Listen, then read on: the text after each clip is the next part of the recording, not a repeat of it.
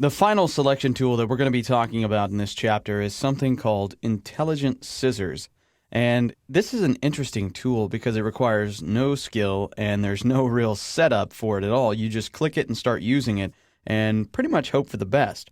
In most cases, it works okay. There are times when it gets a little bit out of control, but you can go in and sort of re-educate it as you go around it as well.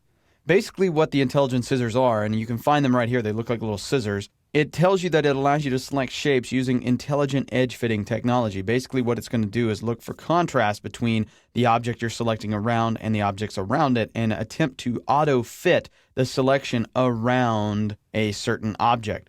Now, what object it chooses to select is pretty much based on its own preference, especially if you're working in a busy scene. Now, in this scene we have here, we got this little jumping guy, and he's pretty much black and white, right? It's easy to see where he ends and where the background begins. But if this was a crowded street, it would be really difficult to make this work. So this is not necessarily the best tool for making really good selections.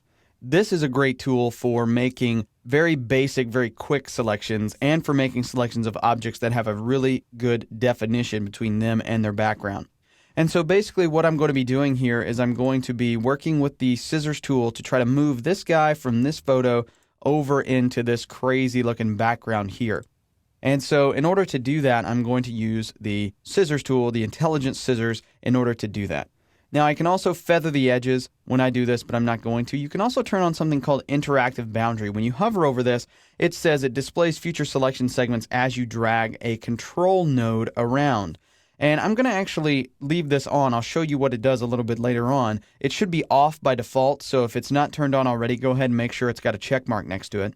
I'm also going to zoom in a few times, Shift plus on my keyboard in order to get here. And so the first thing you want to do is just come out here somewhere on the object and you want to just make what I call a starting point. So just find a place to start and click one time, and that's going to set your first point. You can then find another point around the edge and click, and you can see that it just sort of intelligently knows where to go. And so I'll just continue down, working my way down. And again, you can use the space bar key to pan around. And you don't want to go too far, because if you go too far around this thing, it gets a little confused and sometimes kind of juts out from where it should be. So I'm just going to gradually work my way around, setting these little control points. If it gets out of control, that's okay. You can always go back in after you're done and refine it. Try to go up a little bit here. There we go. Fits nicely. You can create some bigger spaces as you go around, and that's okay. And again, like I said, it's just for making rough selections. It's not going to get anything real refined, but it does a fairly decent job of knowing where to go. There we go. You can see there it didn't really do exactly what it should have there, but I can go back in and fix that a little bit later. See, I missed that point again, but again, it's doing a fairly decent job. I'm not having to be really careful with this thing at all, like I would with a lasso tool, for instance. Now let's pan up. And again, I'm just holding down the space bar key to pan around. There we go. And I'll go around. This is going to be some tricky areas in here because it gets really close to other areas, so you got to be a little bit more careful with it. And back around the arm. Again, you can see the areas where it messes up, and like I said, you can always go back in later and touch those up. That's the beauty of selections. They're never finished. They just get to a point where you can tolerate them. And so let's go around the outside here. And I'll try to finish up. And once you get to the point where you see that little circle, like I see there, should be able to click and finish. What you're looking for is for this to turn into a dancing ant selection.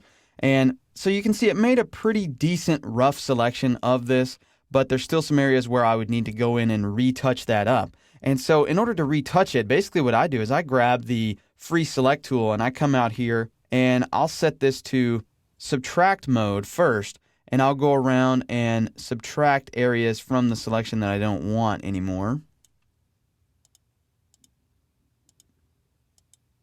There we go.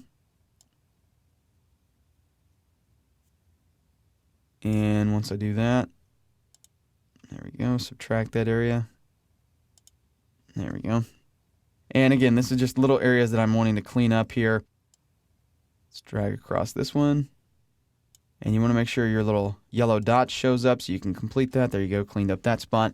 And if you wanted to, you can also just come in here and do like a straight line selection here. Click.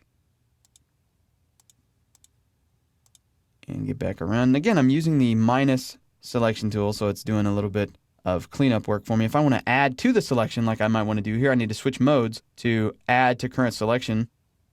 And then I can just come out and basically trace around the areas that I want to add to it, like so. And again, I'm just doing this fairly quickly to give you an idea of what this is supposed to look like. And once I get that in there, let's close that up. There we go. Got a little bit more of the knee.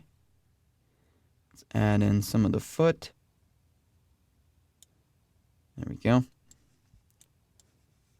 So you kind of get the idea of what we're looking to do here.